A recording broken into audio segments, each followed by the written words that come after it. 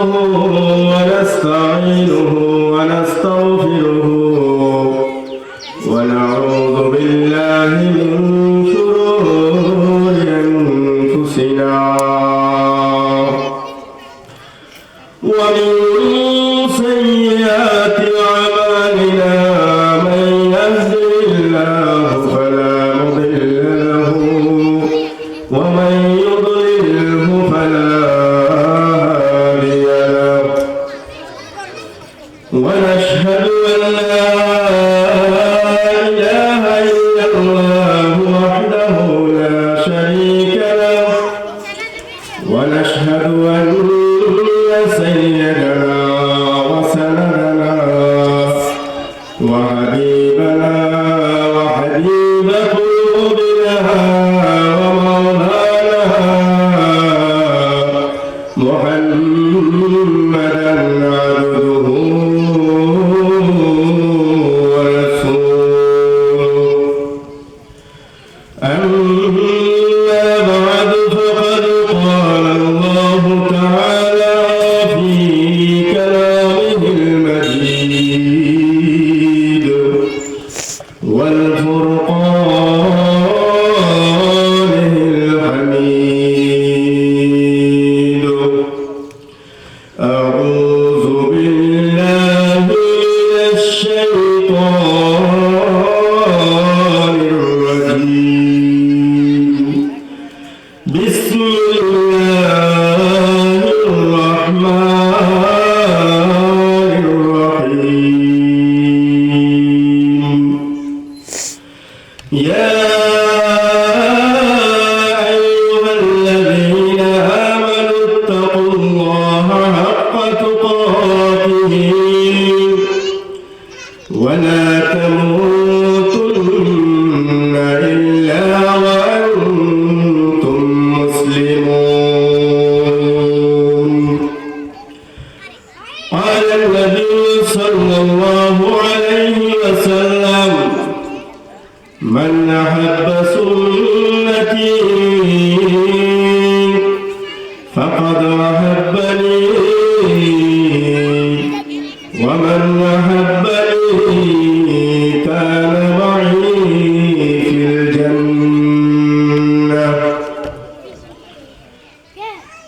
আজকে দক্ষিণ বারাইনগর ইবতেদায়ী মাদ্রাসা ও মসজিদ ও এলাকাবাসী যৌথ উদ্যোগে আয়োজিত তাফসীরুল কোরআন মাহফিল, এই মাহফিলে আমরা যারা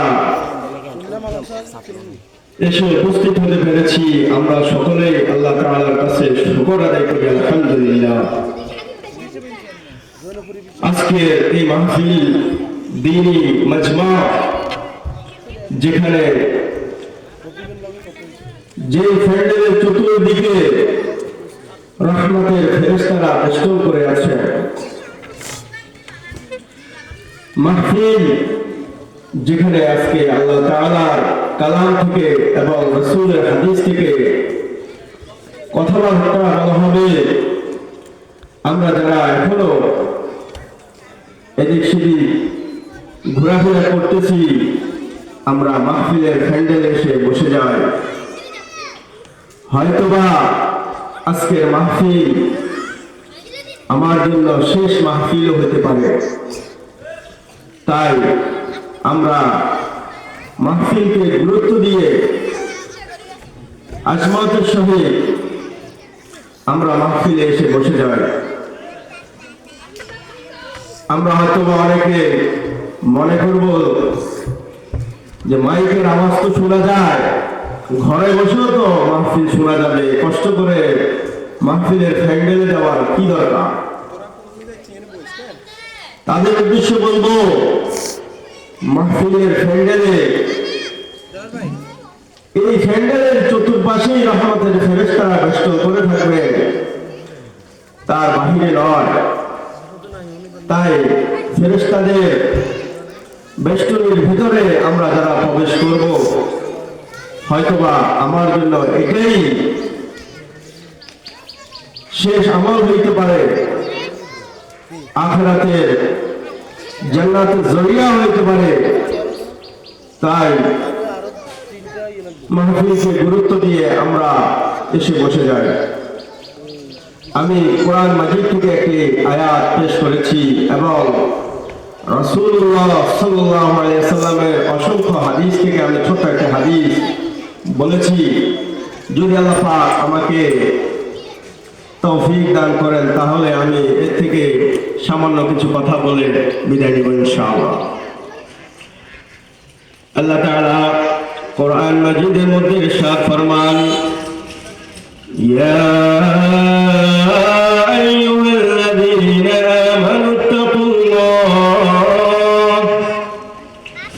হাক্কা তুকাতিহি ওয়া লা তামুতুন্না ইল্লা ওয়া আনতুম মুসলিমুন।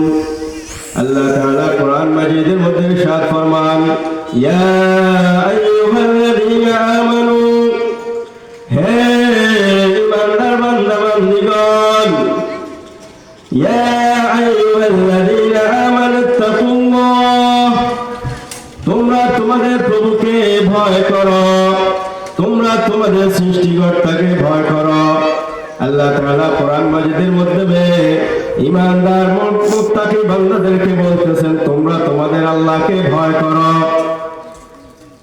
এই কথা থেকে আল্লাহ তাআলা শুধুমাত্র ঈমানদার বান্দা বান্দীদেরকে বলতেছেন।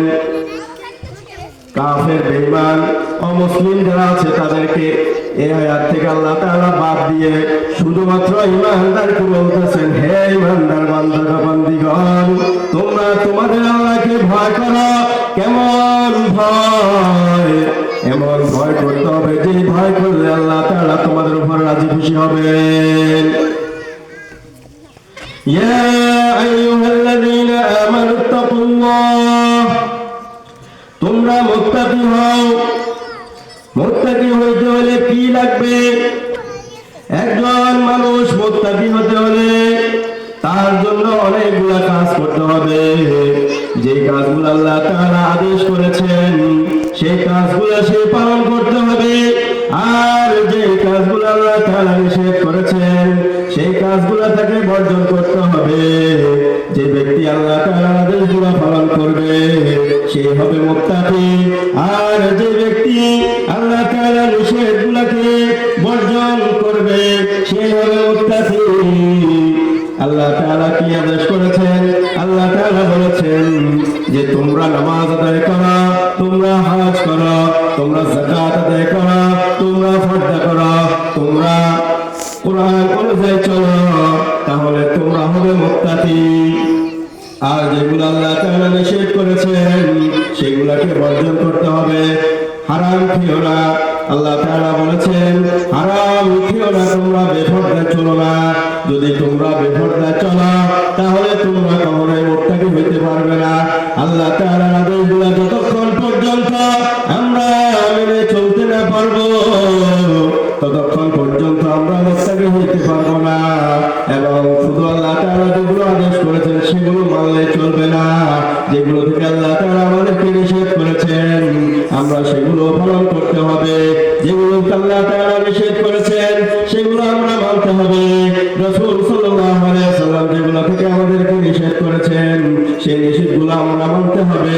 এবং রাসূলুল্লাহ সাল্লাল্লাহু আলাইহি ওয়াসাল্লাম আমাদেরকে যেগুলো মানতে বলেছেন সেগুলো আমাদেরকে মানতে হবে।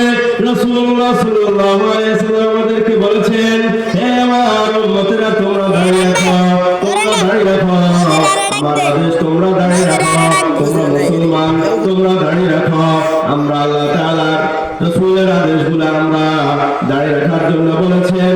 আমরা যারা মানতেছি না তাহলে আমরা মুত্তাকির পর্যায়ে আসতে পারতেছি না। যদি আমরা রাসূলের কথার মধ্যে আসতে পারি তাহলে আমরা মুত্তাকিদের দলে যেতে পারবো। রাসূলুল্লাহ সাল্লাল্লাহু আলাইহি ওয়াসাল্লাম বলেছেন যে হে নরনারী তোমরা বেপরদা চলো না, তোমরা বেপরদা চলো না। আমরা যদি রাসূলের কথা না মানতে পারি তাহলে আমরা হতে পারবো মুত্তাকি। রাসূলের কথা ব্যতীত আমরা কখনোই মুত্তাকি হইতে পারবো না। আর যে ব্যক্তি মুত্তাকি হইতে পারবে না সে কখনোই জান্নাতে প্রবেশ করতে পারবে না।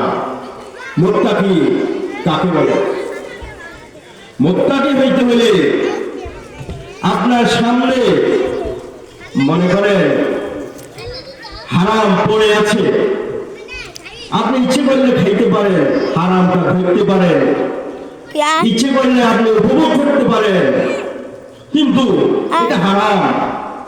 আপনি আল্লাহ তাআলাকে স্মরণ করি এই হারামটা আপনি স্পর্শ করতেছেন না, হারাম জিনিসটাকে আপনি ধরতেছেন না, কিন্তু আপনার দরকার এই হারাম জিনিসটা, আপনার অনেক দরকার, আপনার মন চাইতেছে, আপনার এটা ধরা দরকার, কিন্তু আপনি এটা উপভোগ করতেছেন না। এটাই হচ্ছে মুত্তাকি, এটাই হচ্ছে আল্লাহ তাআলাকে ভয় করা। মনে করেন আপনার সামনে দিয়ে একজন বেগানা নারী হেঁটে যাচ্ছে, আপনার মন চায় একটু তাকাইতে, আপনার ইচ্ছে করে তাকাইতে ইচ্ছে করে। যদি আপনি আপনার অন্তরকে ধরে রাখতে পারেন, যদি আপনি আপনার নফসকে বুঝাই দিতে পারেন যে হে নফস, তোমার মন চায় তাকাইতে, তুমি তাকাইও না, তুমি তাকাইও না। যদি আপনি আপনার নফসকে ধরে রাখতে পারেন, তাহলে বুঝতে পারবেন যে আপনি একজন মুত্তাকি হয়ে গেছে। আপনার সামনে হারাম টাকা পড়ে আছে, আপনার সামনে কিছু টাকা পড়ে আছে, আপনার ইচ্ছে করে টাকাগুলো নিয়ে পকেটে ঢুকিয়ে নিতেন, কিন্তু আপনি বারবার ভাবতেছেন এটা তো আমার জন্য হালাল নয়।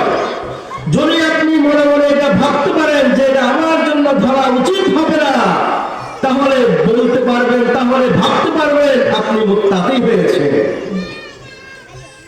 আপনার মন চায় সকালবেলা ফজরের সময় বারবার মন চায় কম্বলটা জড়িয়ে ঘুমিয়ে থাকতে, উঠতে ইচ্ছে করে না।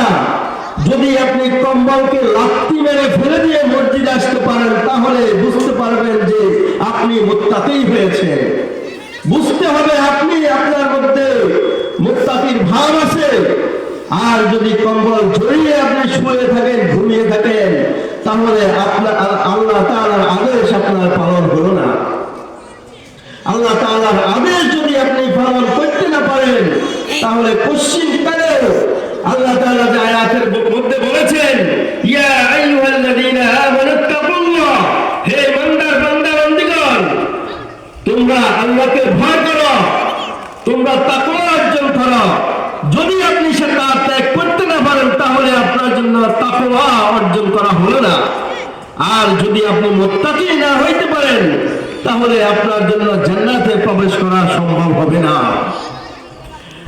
আপনি যদি এই বর্তমান যুগে সময়ে জাহিলিয়াতের যুগ চলে এসেছে, এই সময় যদি আপনার সন্তানকে সকল কিছু ত্যাগ করে যদি মাদ্রাসায় ভর্তি করে দিতে পারেন, দ্বীনি ইলম অর্জন করার জন্য ভর্তি করে দিতে পারেন, তাহলে বুঝতে পারবেন যে আপনি চাকচিক্যকে লাথি মেরে দিয়ে আপনার সন্তানকে আপনি কোরআনের সাথে দিয়েছেন, তাহলে বুঝতে হবে আপনি মুত্তাকি হতে পেরেছেন।